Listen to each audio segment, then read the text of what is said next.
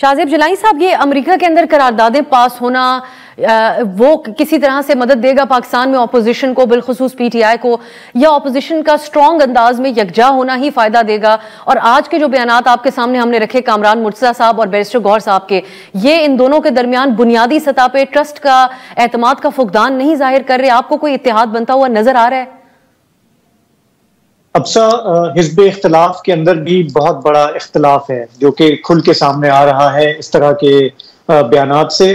हमने माजी पे अगर हम नजर दौड़ाएं तो हमारे यहाँ ऐसे लोग अपोजिशन में थे जो एक दूसरे के समझें कि जाती दुश्मन थे, लेकिन जब यहाँ पे जमहूरियत पर खून मारा गया, यहाँ पर डिक्टेटरशिप आई, यहाँ पर सारी जो जेन्युइन पॉलिटिकल पार्टीज थी उन लोगों ने सफर किया, तो वो इकट्ठा होने पे मजबूर हुए और वो माजी के जो उन्होंने जो एक दूसरे के साथ सलूक किया था, एक दूसरे को जेलों में डाला था, कैरेक्टर असैसिनेशन की थी, वो भुलाकर वो एक प्लेटफॉर्म पर सामने आए। हमने एमआरडी की मिसाल है, एआरडी की मिसाल है, फिर जनरल मुशर्रफ के टाइम पे चार्टर ऑफ डेमोक्रेसी की मिसाल है। मेरा ख्याल है कि इस वक्त जो लोग अपोजिशन में हैं उनको एक ग्रैंड मकसद के लिए मिलना होगा, एक प्लेटफॉर्म पे आना होगा, अपने जो उनके नैरो इंटरेस्ट हैं उनको एक तरफ रख के उनको एक कॉमन ग्राउंड क्रिएट करना होगा। और कल जो ये अपोजिशन की कॉन्फ्रेंस हुई उसमें मैंने पीटीआई के हमारे जो वकील हैं लाहौर के, नाम अभी स्लिप कर रहा है, लेकिन उन्होंने वहां पे बात की कि देखें हमें उन लोगों को भी इनवाइट करना चाहिए जो अभी पार्लियामेंट में नहीं है या पार्लियामेंट की सियासत से दूर दूर रहते हैं। उनका इशारा था महारंग की तरफ और मंजूर पश्तीन की तरफ। ये दो नाम ऐसे हैं जो हमारी एस्टेब्लिशमेंट को बहुत चुभते हैं और ये मेंशन करना भी अब समझें कि एक गुनाह समझा जाता है। लेकिन हमारे मुल्क में हमने कई दफा देखा है कि देयर वाज अ टाइम कि हुसैन हक्कानी साहब का नाम लेना जो है वो एक गुनाह था इस चैनल, हमारे चैनलों पे। लेकिन हालात चेंज हो गए, आर्मी चीफ चेंज हो गए, एस्टेब्लिशमेंट चेंज हो गई, अब वो आते हैं, इंटरव्यू देते हैं, अपने एनालिसिस देते हैं। तो हमारे यहाँ तो ये कोई आम बात है कि कल के गद्दार जो हैं वो आज के मुहिब वतन बन जाते हैं, आज के मुहिब वतन कल के गद्दार बन जाते हैं। पॉइंट ये है कि इस मुल्क में जो भी पुरअमन जद्दोजहद कर रहा है, चाहे वो पार्लियामेंट्री फॉर्म ऑफ डेमोक्रेसी में कर रहा है, वो सड़क पे एहतजाज कर रहा है, अपोजिशन को उन सबको इकट्ठा करना होगा, सबकी बात सुननी होगी। लोगों के दिल जो हैं वो भरे हुए हैं, वो उनका दर्द जो है उनको बात कहने की इजाजत होनी चाहिए। इस अपोजिशन को ये बताना होगा कि माजी में हमने भी गलतियां की हैं और उसकी इब्तिदा मेरा ख्याल है कि पीटीआई को करनी होगी। पीटीआई को सबसे पहले ये कहना होगा कि हमने बहुत ब्लंडर्स किए, हमें चोर दरवाजे से इक़्तिदार में नहीं आना चाहिए था, हमें फौज के कंधों पे नहीं आना चाहिए था। अब हम ये प्लेज कर रहे हैं कि हम बाकी पॉलिटिकल पार्टी के साथ हम डेमोक्रेटिक स्ट्रगल में हम आगे बढ़ेंगे, हम अपनी इस्लाह करेंगे। और मैं आपको बताऊं, हमारी कौम बहुत फॉरगिविंग है। अगर आप कौम के सामने आके हाथ जोड़ के माफी मांग ले अपने माजी के गुनाहों पे, वो आपको फॉरगिव करने के लिए तैयार है।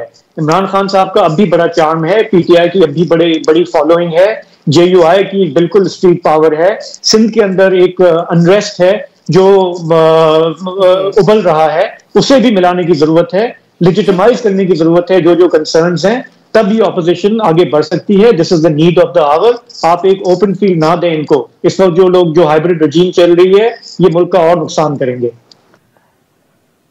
अब पीटीआई ने अपनी माजी की क्या पोजीशन वाज़ेह करनी है? यहाँ तो कामरान मुर्तज़ा साहब जिनके साथ मुमकिन इत्तेहाद जिनकी जमात के हवाले से जुल्करनैन साहब बनाना है पीटीआई ने, वो ये भी कह रहे थे कि जब तक ये फैसला ना हो जाए कि एस्टेब्लिशमेंट को आइन के मातहत रखना है, तब तक हमें यानी जेयूआई को मंदूब ही रहना चाहिए, ऑब्जर्वर के तौर पर ही रहना चाहिए। ये भी इटसेल्फ एक बड़ा स्टेटमेंट है। ये एक बुनियादी इख्तलाफ भी बन सकता है या मौजूद होगा, आप समझते हैं? क्योंकि इससे पहले हमने देखा कि अचकज़ई साहब तरफ से भी पीटीआई के रहनुमाओं के साथ खड़े होकर उन्होंने कहा कि मैं इस बात से इत्तफाक नहीं करता कि एक सियासी जमात को एस्टेब्लिशमेंट के साथ एंगेज करना चाहिए। पीटीआई अलबत्ता खतूत भी आर्मी चीफ के नाम लिखती है, उन्हीं को मुखातिब करती है। बैरिस्टर गौहर साहब की एक साइड लाइन के ऊपर आर्मी चीफ से मुलाकात को भी बहुत सेलिब्रेट किया जाता है। ये एक वजह बन सकती है कि ये मौजूदा अपोजिशन की दीगर सियासी जमातें और बड़े नाम सियासत के हैं, इनके अंदर शामिल उनका इत्तफाक राय न हो पाए पीटीआई के साथ। जी देखें, पीटीआई का अभी तक जो फेलियर रहा है ऑपोजिशन को एक प्लेटफॉर्म पे इकट्ठा करने का, उसमें उनका वही पॉइंट है कि उनकी पॉलिटिक्स आप देखें उसमें फ्लेक्सिबिलिटी थोड़ी कम नजर आती है। सबसे बड़ी उनकी सक्सेस होगी अगर वो JUIF को, मौलाना फजल रहमान की पार्टी को वो ऑन बोर्ड कर लेते हैं। मौलाना साहब ने मैनी ओकेजन्स पे गवर्नमेंट को, शहबाज शरीफ की गवर्नमेंट को टेक ऑन किया है, एस्टेब्लिशमेंट के हवाले से भी बातें की हैं और सही जमहूरियत की बात की है कि भाई डेमोक्रेटिक प्रिंसिपल को हमने फॉलो करना है, तो उधर नहीं, हमने सहारे और क्रचेस की तरफ नहीं देखना। लेकिन PTI जब उनसे बात करती है और इनकी बैठक भी होती है लेकिन किसी नतीजे पे नहीं पहुंच पाते, एक इकट्ठा मिलकर चलने के हवाले से इनका सिलसिला नहीं बन पाता। चाहे वो 26वीं तरमीम हो, उसमें भी शुरू में ये खुश हुए कि जी मौलाना साहब हमारे साथ है, बाद में इन्होंने कहा हमारे साथ नहीं है।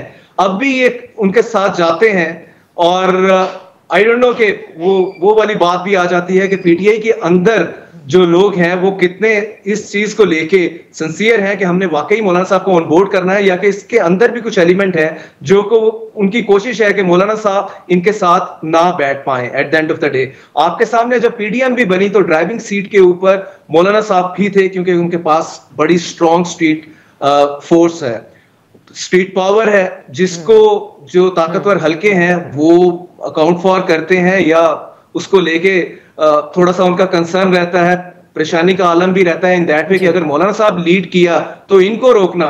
जिस तरह से PTI को डंडे सोटे की सियासत करके गवर्नमेंट ने उनको बिल्कुल कन्फाइन कर लेते हैं, ना वो सड़कों पे आ सकते हैं, अनाउंस जरूर करते हैं लेकिन पहुंच नहीं पाते, केपी के तक महदूद हैं क्योंकि उनकी गवर्नमेंट है वहां पे। पंजाब में ऐसा कुछ नहीं हो पाता। तो मौलाना साहब वो तो ना चाहेगी PML नून, ना जो PML नून को बैक कर रहे हैं वो भी नहीं चाहेंगे कि मौलाना साहब किसी तरह भी PTI के साथ बैठ जाएं, उनके साथ शेक हैंड कर लें।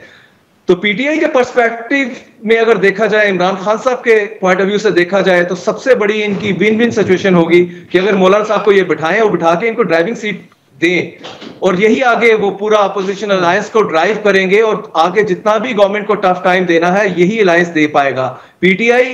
PTI ने अपने कार्ड्स काफी हद तक खेल लिए हैं। PTI के पास हमें अपेरेंटली लगता नहीं है कि कोई मजीद कार्ड रह गया है, तो इनको बहुत ज्यादा अगर मौलाना साहब को ले आते हैं उन पे बैंक करेंगे या करना चाहिए, तो मेरा ख्याल है कि यही एक बड़ी विंडो है।